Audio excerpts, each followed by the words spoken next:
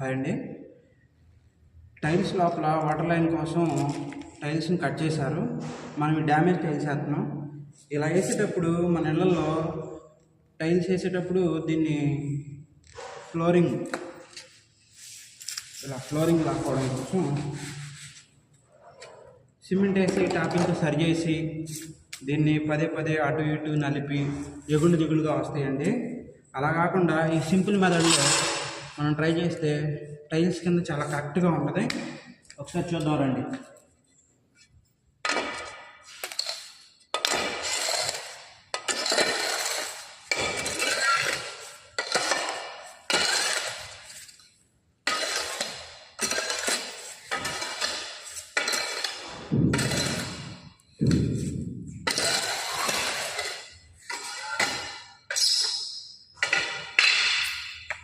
చూసారా, టైల్కి కరెక్ట్గా సిమెంట్ సరిపోని లాగేసాం. ఇప్పుడు మనం దీన్ని టైల్ మందం మామూలుగా ఒండ్రు పోసి గుద్దితే కొంచెం మెరగయ్యింది. అప్పుడు మనం దీన్ని తగ్గించుకోవాలంటే టాపీతో మనోళ్ళు సరి చేస్తారు. ఇలా సరి చేసినప్పుడు వాళ్ళకి దిగుడుగా వస్తుంది.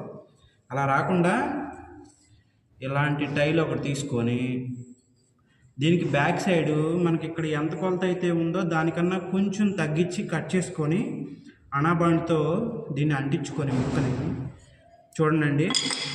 ఇదిగో ఇక్కడ ఇలా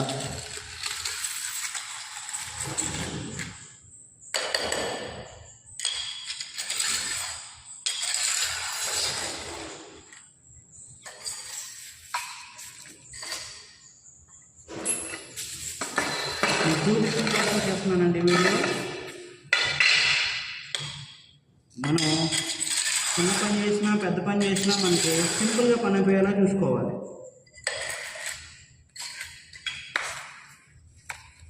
చూడండి, ఇక్కడ మనకి టైల్ మందం కరెక్ట్గా వచ్చేసింది. ఇప్పుడు దీంట్లో ఒండ్రు పోసుకుంటే సరిపోయిద్ది. దీంట్లో ఒండ్రు పోసుకొని దీన్ని గుద్దేసుకుంటే సెట్ అయిపోయింది.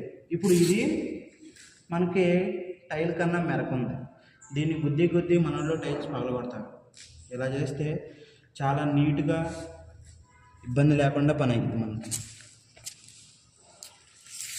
చూసారు కదండి.